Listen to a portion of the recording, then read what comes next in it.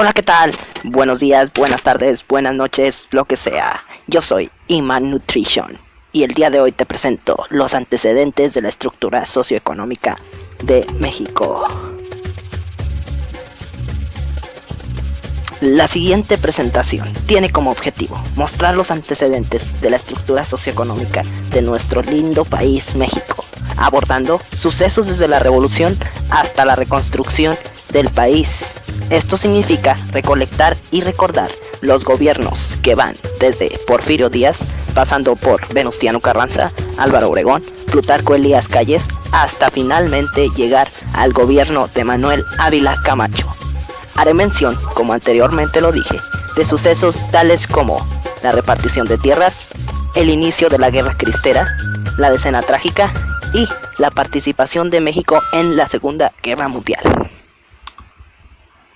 La cronología de sucesos en materia socioeconómica nos brinda durante el periodo de Porfirio Díaz, de 1876 a 1911, luego Francisco León de Barra y Francisco I. Madero en 1911, para después seguir con Pedro Lascurain en 1913, Victoriano Huerta de 1913 a 1914, Francisco Carvajal en 1914, previo a Venustiano Carranza, luego siguiendo con Adolfo de la Huerta, para después tener el periodo de Álvaro Obregón y más tarde el de Plutarco Elías Calles, viniendo por sí el de Emilio Portes Gil, Pascual Ortiz Rubio, luego Abelardo Rodríguez, Lázaro Cárdenas del Río y finalmente Ávila Camacho. Podemos observar los diferentes sucesos más importantes en materia socioeconómica durante cada uno de los periodos, ¿sí? Llegando a encontrar la recolección del Porfiriato y el Plan de San Luis en el inicio.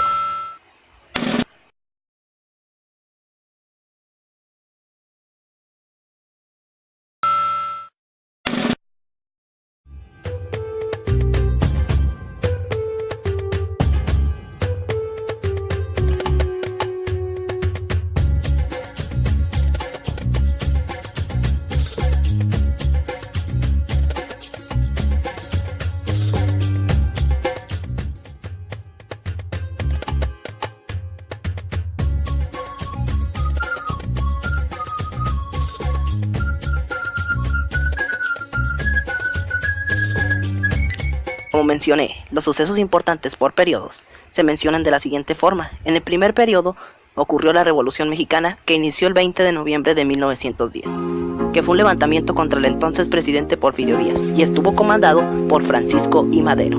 Su principal objetivo era luchar contra el orden establecido, pero a medida que transcurrió el tiempo se transformó en una guerra civil.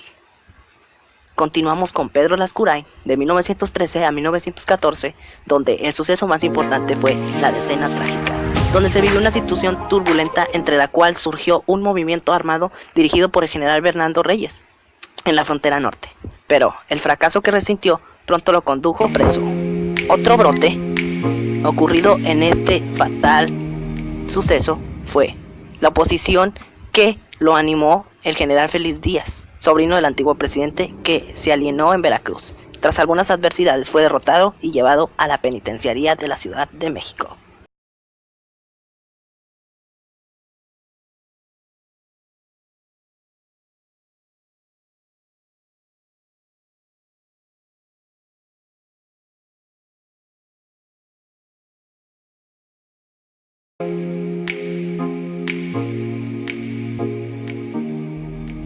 Más tarde tenemos, en el periodo de Carranza y Adolfo de la Huerta, la Convención de Aguascalientes, donde la soberana tal dicha fue una reunión que tuvo lugar durante el proceso de la Revolución Mexicana, llevada a cabo desde el 10 de octubre hasta el 9 de noviembre de 1914, convocada el 1 de octubre por Venustiano Carranza, primer jefe del ejército constitucionalista, bajo la denominación de Gran Convención de Jefes Militares, con mando de fuerzas y gobernantes de los estados. La convención era unificar a las fracciones revolucionarias antagónicas, lo cual no se cumplió totalmente. Fue precisar los fines y alcanzar de la revolución para construir las bases de una convivencia social.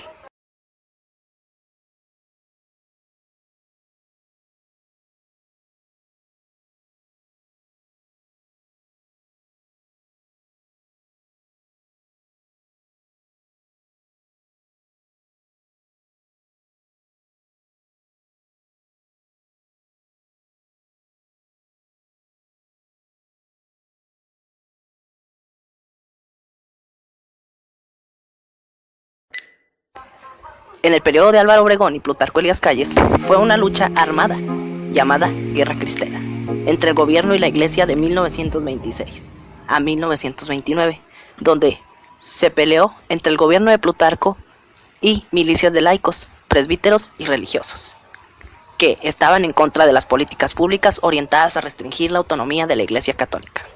Se estima que murieron 250,000 personas entre civiles y militares.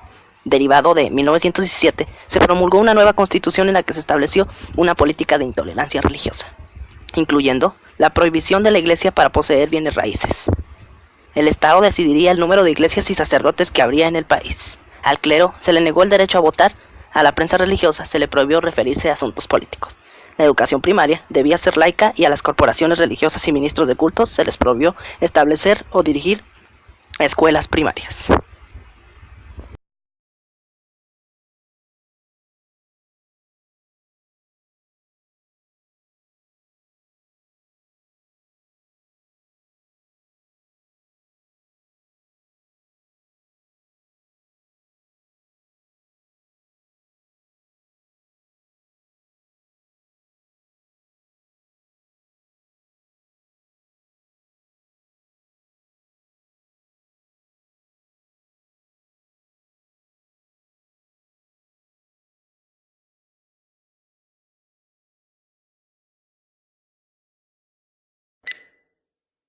Bien, durante el periodo de Emilio Portes Gil y Pascual Ortiz Rubio, hubo un enfrentamiento a la rebelión cristera, que fue una lucha desigual. El ejército bien armado, comido y vestido, llamado por el pueblo, los federales, se encontraba al mando del secretario de Guerra y Marina Joaquín Amaro. En 1927, el ejército contaba con 79,759 hombres, pero la desigualdad de hombres y armas no detuvo a los cristeros, donde la insurrección parecía ser aplastada. A los pocos días resurgía. Ante la posibilidad de controlar la rebelión, el general Amaro organiza las concentraciones en las cuales obligaba a los campesinos de la zona a reunirse en poblados determinados, en una fecha señalada. Si esto no sucedía, las gentes que eran encontradas lejos de las zonas de concentración eran fusiladas sin previo juicio, lo que significó pérdida de cosechas, hambre y enfermedades para la población civil. La primera concentración es ordenada en mayo del 27 en los Altos de Jalisco, para detener la insurrección y vengar al sangriento asalto al tren La Barca, realizado por el padre Vega. Aunque en un principio la acción dio resultado, al poco tiempo la gente decidió sin previo aviso regresar a sembrar y nuevamente aún con mayor fuerza continuó la lucha. En junio de 1927 los cristeros sumaban alrededor de 20,000 hombres, lo que desmentía a las partes militares de que la lucha estaba controlada por el ejército.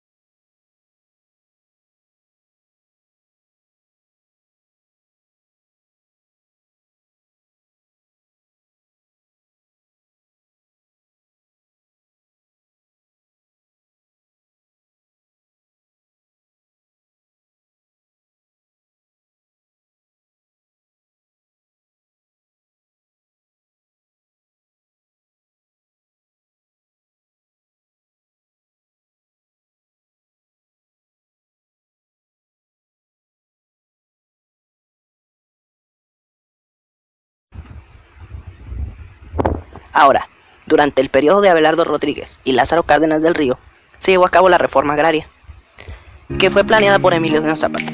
Tuvo su culminación en el gobierno del general Lázaro Cárdenas, y ese reparto de tierras considerado por muchos como el más grande del siglo de la historia de México. Durante el sexenio del general Lázaro, fueron repartidas 18 millones de hectáreas a las comunidades y los ejidos. Así, aumentó a 25 millones de hectáreas la cantidad de tierras en el sector social. El reparto agrario que hizo el gobierno de Cárdenas buscaba no solo satisfacer una demanda popular, sino la formación de pequeñas parcelas productivas con capacidad de autosuficiencia alimentaria. De esta forma, El modelo de reforma era la formación de ejidos. Se trataba de dar tierras a un grupo de gente para que las aprovecharan de la manera que consideraran conveniente. Cada ejido estaba regulado por un órgano interno llamado comisaría ejidal, integrada por los titulares de las tierras o parcelas que elegían a un presidente.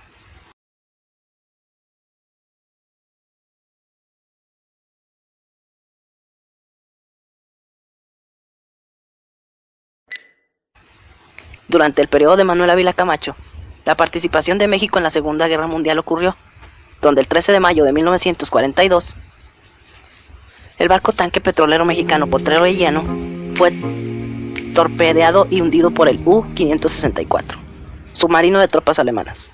Este atentado fue la causa determinante que llevó al gobierno mexicano a dar un giro en su política internacional durante la Segunda Guerra Mundial y declararle la guerra a Alemania, Italia y Japón.